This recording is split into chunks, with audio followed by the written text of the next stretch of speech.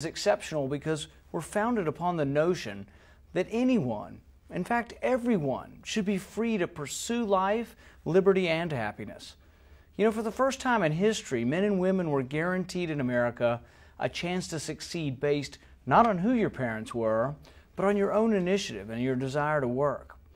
We're in danger, though, of forgetting what made us great. The president seems to think the country can continue to borrow $50,000 every second.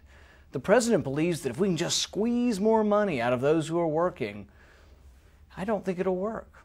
The path we are on is not sustainable, but few in Congress or in this administration seem to recognize that their actions are endangering the prosperity of this great nation. Ronald Reagan said, "Government is not the answer to the problem. Government is the problem." Tonight, the president told the nation he disagrees. President Obama believes the government is the solution. More government, more taxes, more debt.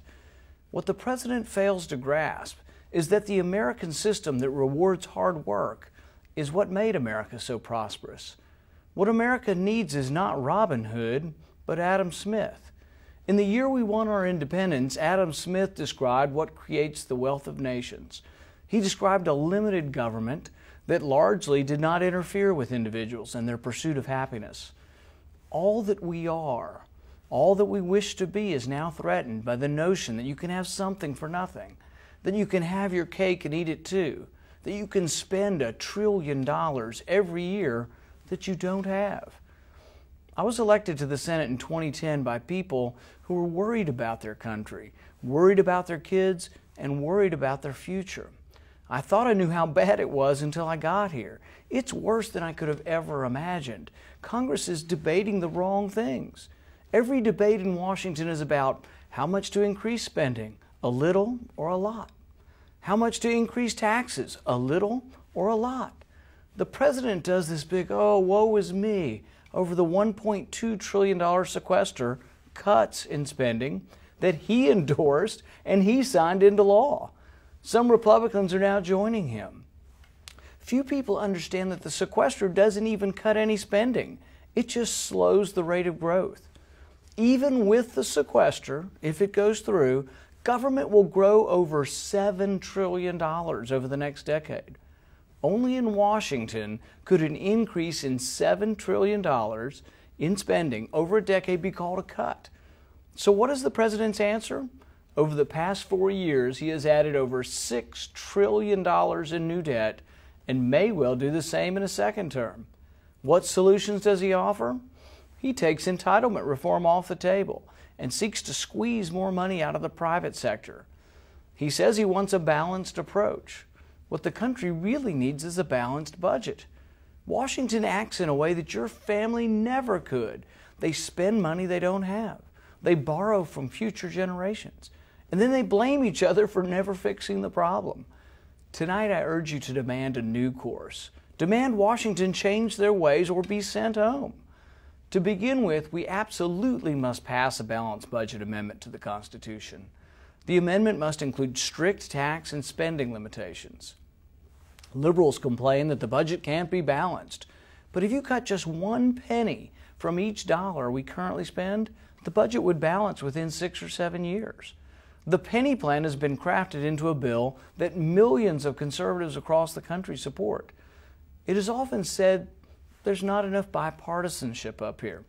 That's not true. In fact, there's plenty of bipartisanship. Both parties have been guilty of spending too much, of protecting their sacred cows, of backroom deals in which everyone up here wins, but every taxpayer loses. It's time for a new bipartisan consensus. It's time Democrats admit that not every dollar spent on domestic programs is sacred, and it's time Republicans, myself included, realize that military spending is not immune to waste and fraud. Where would we cut spending? Well, let's start with ending all foreign aid to countries that are burning our flag and chanting death to America. In addition, the president could begin by stopping selling or giving F-16s and Abrams tanks to Islamic radicals in Egypt. Not only should the sequester stand, many pundits say the sequester is far short, that we need $4 trillion in cuts. If you were to freeze spending, it would actually be called $9 trillion in Washington. If we don't, we're in danger of having our credit rating downgraded. Now, both parties will have to agree to cut. We have to work together, or we'll never fix our fiscal mess. Bipartisanship is not what is missing in Washington. Common sense is. Trillion-dollar deficits hurt us all. Printing more money just feeds the never-ending appetite for spending, and it hurts us all. We pay higher prices every time we go to the supermarket or the gas pump. The value of the dollar shrinks with each new day. Contrary to what the president claims, big government and debt are not a friend to the poor and the elderly. Big government debt keeps the poor poor and saps the savings of the elderly. This massive expansion of debt destroys savings and steals the value of your wages. Big government makes it more expensive to put food on the table. Big government's not your friend. The president offers you free stuff, but his policies keep you poor. Under President Obama, the ranks of America's poor have swelled to almost 1 in 6 people. We are now at an all-time high in long-term unemployment. Millions of Americans are struggling and out of work. The cycle must be broken. The willpower to do this will not come from Congress. I've seen how they act. It must come from the American people. Next month, I'll propose a 5-year balanced budget. A budget that last year was endorsed by taxpayer groups across the country for its boldness and for actually solving the problem. I will work with anyone on either side of the aisle who wants to cut spending. But in recent years, there's been nobody to work with. The president's passed massive tax hikes and spending increases. And you know how many people he gets to vote for his budget? 0. Nobody voted for his budget. Not a single Democrat voted for the president's budget. How's that for leadership? But at least he tried. Senate Democrats have not even produced a budget in the entire time that I've been in office. This is shameful. It's a display of incompetence that illustrates their lack of seriousness. This year, they say they'll have a budget, but after just raising taxes by hundreds of billions of dollars, they now say that their budget's going to include more tax hikes. The president tonight said he wants to squeeze more money out of folks. We must stand firm. We must say no to any more tax hikes. Only through lower taxes, less regulation, and more freedom will the economy begin to grow again. Our party is the party of growth, jobs, and prosperity, and we will boldly lead on these issues. Under the Obama economy, 12 million people are out of work.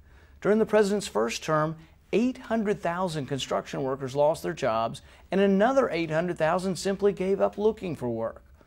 With my 5-year budget, millions of jobs would be created by cutting the corporate income tax in half, by creating a flat personal income tax of 17%, and by cutting the regulations that are strangling American businesses. The only stimulus ever proven to work is leaving more money in the hands of those who earned it. For those who are struggling, we want you to have something infinitely more valuable than a free phone. We want you to have a job and a pathway to success. We're the party that embraces hard work and ingenuity. Therefore, we must be the party that embraces the immigrant who wants to come to America for a better future. We must be the party who sees immigrants as assets, not liabilities. We must be the party that says if you want to work, if you want to be an American, we welcome you. For those striving to climb the ladder of success, we must fix our schools. America's educational system is leaving behind anyone who starts with disadvantages. We've cut classroom sizes in half, we've tripled spending on education, and still we lag behind much of the world. A great education needs to be available for everyone, whether you live on Country Club Lane or in government housing. This will only happen when we allow school choice for everyone, rich or poor, white, brown, or black, everyone. Let the taxes you pay for education follow each and every student to the school of their choice. Competition has made America the richest nation in history. Competition can make our educational system the envy of the world.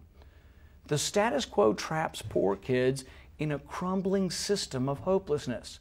When every child can, like the president's kids, go to the school of their choice, then the dreams of our children will come true. Washington could also use a good dose of transparency, which is why we should fight back against middle-of-the-night deals that end with massive bills that no one has read. We must continue to fight for legislation that forces Congress to read the bills. For goodness sakes, at least read the bills. We must continue to object when Congress sticks special interest riders on bills in the middle of the night.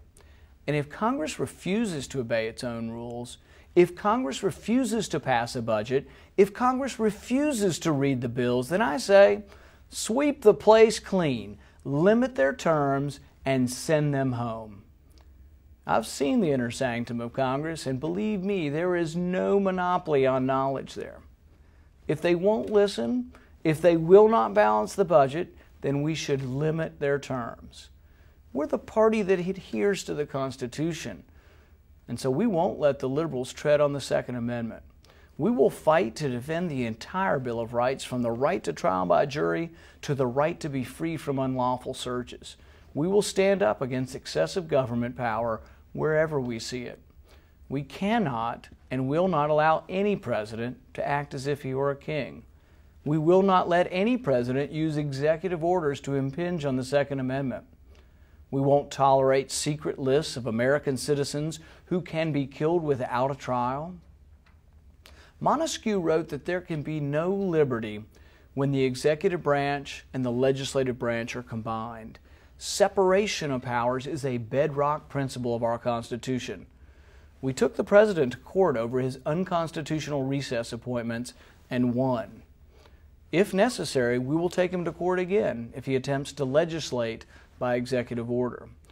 Congress must reassert its authority as the protector of these rights, stand up for them no matter which party is in power. Whether it's a Republican or a Democrat, I will oppose abuses of power by the executive.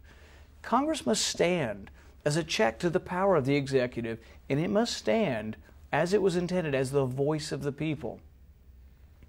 The people are crying out for change. They're asking for us to hear their voices, to fix our broken system, to work together, to right our economy, and to restore their liberty. Let us tonight let them know that we hear their voices, that we can and must work together, that we can and must rechart our course towards a better future. America has much greatness left in her. We will begin to thrive again when we begin to believe in ourselves again, when we regain our respect for our founding documents, when we balance our budget, when we understand that capitalism and free markets and free individuals are what creates our nation's prosperity. Thank you, and God bless America.